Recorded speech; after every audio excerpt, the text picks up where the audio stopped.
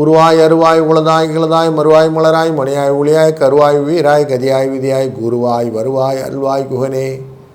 Astro பக்தி talk நேயர்களுக்கு இனிய வணக்கங்கள்.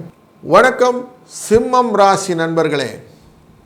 இந்த வாரம் 8ஆம் தேதியிலிருந்து 14ஆம் தேதி வரைக்குள்ள சூழ்நிலைகளே உங்கள் ராசிக்கு 12ஆம் இடத்துக்குரிய சந்திர பகவான் சதய நட்சத்திரத்திலிருந்து ரோகிணி நட்சத்திரம் வரை செல்ல இருக்கிறார். இந்த காலகட்டங்களிலே ரோகிணி நட்சத்திரத்தில் வரும்போது சந்திரன் உச்சம் பெறுவார். உங்கள் ராசிக்குள்ளே இருக்கும்போது சூரியன் ஆட்சியில் இருப்பார். இப்போ அந்த சூரிய சந்திர சேர்க்கையினால் சர்வ அமாவாசை தினமாக 14ஆம் தேதி மிளிரும். மற்றும் உங்கள் ராசியின் 12ஆம் இடத்திலே குரு உச்சம் பெற்று இருக்கிறார். அதுபோல் ஆட்சி பெற்றவர் செவ்வாய் மேஷராசியில் உட்கார்ந்துருக்கார். இப்போ இந்த 3 கிரகம் உங்களுக்கு ப்ரொடாமினென்ட்லி நிறைய ஒர்க் அவுட் பண்ணும். உங்கள் ராசிக்குள்ளர கேது இருக்கிறதுனால மனதில் சில தடுமாற்றங்களுடைய எண்ணங்கள் நிறைய இருக்கும். 2ஆம் இடத்திலே புதன் இருந்தால் நன்மையை கொடுப்பதாகவும், அந்த புதனுடைய வீடு தான் கன்னிராசி. அங்கே பார்வை சனி பகவான் அஷ்டமத்திலிருந்து பார்க்குறார், அவரை குரு பார்க்குறார். அதனால் உங்களுக்கு நன்மையான பலன்களை குடும்பத்தில் கொடுப்பார். 3ஆம் இடமான முயற்சி ஸ்தானத்தை இந்த செவ்வாய் பகவான் பார்க்கிறார். செவ்வாய் 3ஆம் இடத்தை பார்ப்பதனாலே தன லாபங்கள் பெறுவதற்கான வாய்ப்புகள் உண்டு. 4ஆம் இடமான மண் மனை வாகன யோகத்தை உங்கள் ராசிநாதனே பார்க்கிறார். தொழில் ஸ்தானத்திலிருந்து கேந்திரம் ஏறி கேந்திரம் பார்த்தால் தனம் பெருகும். அப்போ நல்லா தான் பணம் வரும். விரோதங்களும் உண்டு, அதை வச்சு மேனேஜ் பண்ணி வெளியில் வந்துடணும். பைசா லாபம் உண்டு. 5ஆம் இடமான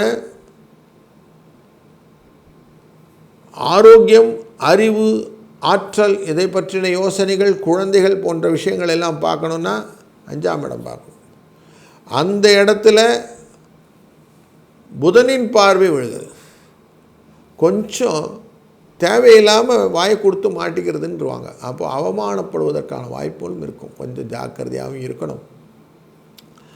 6ஆம் இடம் சத்ருஸ்தானம், குருவின் பார்வை அங்கே இருக்குது. அதனால் சத்ருக்கள் மூலியமாக சில தொல்லைகளும் உண்டு. அங்கேயே சுக்கிரனின் பார்வை இருக்குது. கொடுக்கல் வாங்கல் சிக்கல் இருக்கும், கொஞ்சம் ஜாக்கிரதையாக இருக்கணும். 7ஆம் இடம் கலத்திரஸ்தானத்தில் ராகு இருக்கிறாரு. பயம் உண்டு, கலக்கம் உண்டு, ஜாக்கிரதை. அஷ்டமஸ்தானத்திலே சனி பகவான் இருக்கார், ஆனால் குருவினால் பார்க்கப்படுகிறார். அதனால் முயற்சிகளிலே புதிய மாற்றங்கள் உண்டாகும். பூர்வ புண்ணிய ஸ்தானத்திலே இருக்கக்கூடிய இந்த செவ்வாய் உங்களுக்கு லாபத்தை கொடுக்கக்கூடியதாக அமைகிறார். காரியங்கள் சின்ன சின்ன தடைகள் இருந்தாலும் வெற்றிகள் உண்டாகும். தொழில் ஸ்தானத்தில் சூரிய பகவான் லாபம் சந்தோஷம் கவர்மெண்ட் ரிலேட்டடான நல்ல முடிவுகள் இதெல்லாம் உண்டு. லாபஸ்தானத்திலே புத பகவான் நல்லதொரு ஆபரண சேர்க்கைகள் ஆடைகள் சுப நிகழ்வுகள் உண்டாக்குவார். உச்சத்திலே 12ஆம் இடத்திலே குரு விரயத்தை கொடுப்பார். அதனால் கொஞ்சம் எச்சரிக்கையாகவும் இருக்கணும். இந்த வாரம் சுக்கிரனோட சேர்க்கையினாலே லாபம் உண்டு என்ற ஒரு தீர்வையும் இந்த வாரம் புரிந்து கொண்டு 5, 7 என்ற அதிர்ஷ்ட எண்ணை பயன்படுத்த வெற்றி நிச்சயம். வணக்கம் கன்னி ராசி நண்பர்களே. இந்த வாரம் அப்படிங்கிறது 8ஆம் தேதியிலேருந்து 14ஆம் தேதி வரை சதய நட்சத்திரத்திலிருந்து சந்திரன் புறப்பாடு ரோகிணி நட்சத்திரம் வரை செல்ல இருக்கிறார். லாபத்துக்குரியவர் இந்த சந்திரன் உச்சம் பெற போகிறார். ஏற்கனவே லாபஸ்தானத்தில் உச்சம் பெற்ற குரு அமர்ந்திருக்கிறார். உங்கள் ராசியை அந்த சனி பகவான் பார்த்து கொண்டிருக்கிறார். சனி பகவானை இந்த குரு பார்க்கிறதுனால லாபத்தை நோக்கிய உங்கள் மனசில் என்ன எண்ணங்கள் வைத்திருக்கிறீர்களோ அதை பிடிச்சிக்கிறதுக்கான வழிகளை இந்த வாரம் நீங்கள் நிறைய முயற்சி செய்வீங்க. பிடிவாதம் குடும்பத்தில் நிறைய இருக்கும். ஏன்னா செவ்வாயின் பார்வை 2ஆம் இடத்து மேலே இருக்குது. ஆரோக்கிய குறைபாடுலாம் இருக்கும். ஆனால் அதெல்லாம் மிஞ்சி எப்படியானா நம்ம எல்லாத்தையும் ஜெயிச்சணுன்ற எண்ணங்கள் நிறையா இருக்கும். 3ஆம் இடம் என்கிற முயற்சி ஸ்தானத்தில் விருச்சிக ராசிக்குள்ளரையும் சூரியனின் பார்வையும் குருவின் பார்வையும் விழப்போகுது.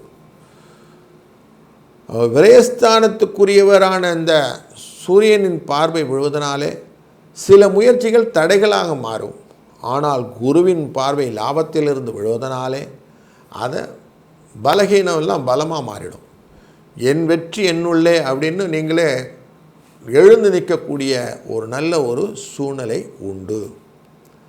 4ஆம் இடமான சுகஸ்தானத்தை, மண் மனை வாகனம் என்கிற ஆரோக்கியமான இடத்தை புத பகவான் பார்க்கிறார்.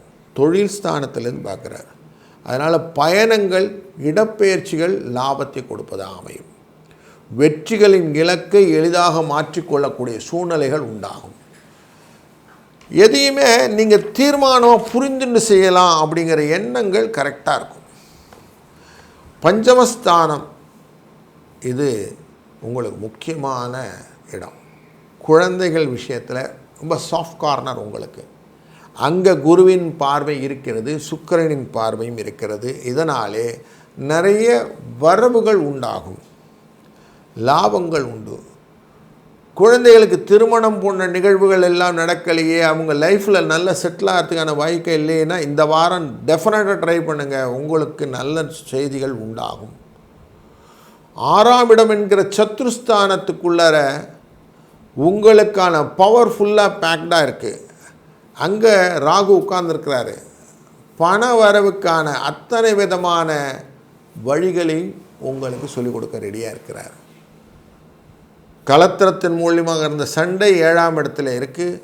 அந்த சனி பகவானின் தாக்கம் அங்கு குருவின் பார்வையினாலே கலத்திரமும் உங்களுடன் இணக்கமாக இருக்கக்கூடிய சூழ்நிலையும், அஷ்டமத்திலே இருக்கக்கூடிய செவ்வாய் குடும்பதனஸ்தானத்தை பார்ப்பதனாலே வரக்கூடிய கவலைகளும் இருந்தாலும், பூர்வ புண்ணியத்தின் அடிப்படையிலே தந்தை வழி சொத்துக்களை நீங்கள் டெஃபினட்டாக சுவாதீனப்படுத்தி கொள்ளக்கூடிய சூழ்நிலையும் இந்த வாரத்தில் இருக்கிறது.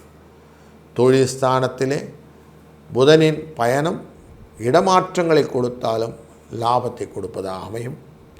லாபஸ்தானத்திலே இருக்கக்கூடிய குருவும் உங்களுக்கு மல்டிஃபோல்டு பெனிஃபிட் தருவதனால இந்த வாரம் உங்களுக்கு மனத்துக்கு உகந்த பிடித்த வாரம். அதனால்தான் 4-2 என்ற அதிர்ஷ்ட எண் உங்களுக்கு நல்ல திறம்பட வேலை செய்யும். இந்த வாரத்திலே 8ஆம் தேதியிலிருந்து 14ஆம் தேதி வரைக்குள்ள காலகட்டங்களில் 8ஆம் தேதி அன்னைக்கு காலாஷ்டமி, 11ஆம் தேதி அன்னைக்கு ஜீவவார ஏகாதசி, 12ஆம் தேதி அன்னைக்கு பிரதோஷம், 14ஆம் தேதி சர்வ அமாவாசை. இந்த 4 நாளுமே ரொம்ப முக்கியமான நாள். காலாஷ்டமி எதுக்கு?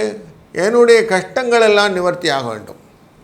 யார் எதிரிகள் இருந்தால் என்னை எதிரிகள் இருந்து காப்பாற்றணும், கடன்லேருந்து வெளியில் வரணும். இதற்கான பர்ஃபெக்ட் டே இந்த கால பைரவ அஷ்டமி அன்றைக்கி. கால பைரவரை வணங்குவதனாலே வெற்றிகளும் நிச்சயம் உண்டு. 11ஆம் தேதி ஜீவ வார ஏகாதசி. அப்படின்னா நான் ஆத்ம சுத்தி, மனதிலே நல்ல தெம்பாக இருக்கலாம், புண்ணியங்களை சம்பாதித்து கொள்வதற்கான வழிகளை இந்த ஜீவவார ஏகாதசி விரதம் இருப்பதனாலே நமக்கு பெற்றுக்கொள்ளலாம். நல்ல விரதம் இருந்து சாயங்காலம் நல்ல துளசி மாலையை சுவாமிக்கு அர்ப்பணம் பண்ணி அவற்றை எல்லா விதமான நன்மைகளும் பெற்றுக்கொள்ளக்கூடிய ஒரு நல்ல வரப்பிரசாதமான நாள். மறுநாள் 12ஆம் தேதி அன்று பிரதோஷம். ஆலகால விஷயத்தை தன்னுள் கண்டத்திலேயே நிறுத்தி நம்மளை உய்வித்தவன் அந்த சிவபெருமான். அப்படிப்பட்டவனுக்கு இந்த பிரதோஷ நேரத்திலே அபிஷேக ஆராதனை பொருட்களை எல்லாம் வாங்கி கொடுத்து அனைத்து விதமான தோஷங்களிலிருந்து நிவர்த்தியாக வேண்டும் என்று வேண்டிக்கொள்ள வெற்றிகளும் நமக்கு அவசியம் அது சேரும். 14ஆம் தேதி அமாவாசை. அமாவாசை திதி தர்ப்பணங்கள் எல்லாம் செய்துவிட்டு ஒரு மத்தியானம் வேளையில், நண்பகல் வேலை 11:20 12:20 வரை அந்த காலகட்டங்களிலே அபிஜித் முகூர்த்தம் அப்படின்னு சொல்லுவோம். அந்த முகூர்த்த வேளையில் நம்மளால் முடிந்த தான தர்மங்களை செய்து பூர்வ புண்ணியத்தை நம்ம சம்பாதித்து கொள்வோமானால் வெற்றிகள், இந்த தலைக்கு வந்து தலைப்பாகையோட போகுதுன்னு வாங்களே, அப்படிப்பட்ட வெற்றிகளை நமக்கு ஒருங்கிணைத்து தரக்கூடிய காலகட்டம் இந்த அமாவாசை. அதனால் அதையும் விடக்கூடாது. அன்றைக்கி ரோகிணியில் சந்திர பகவான் உச்சம் வேற பெற போகிறார். அப்போது மனதில் என்னெல்லாம் நினச்சிருக்கோமோ எல்லாத்தையும் முன்னோர்களின் ஆசீர்வாதத்தினால் பெறக்கூடிய நல்லது ஒரு நாள் இந்த சர்வ அமாவாசை. இதையும் பயன்படுத்தி கொள்வோம். வாழ்க வளத்துடன்.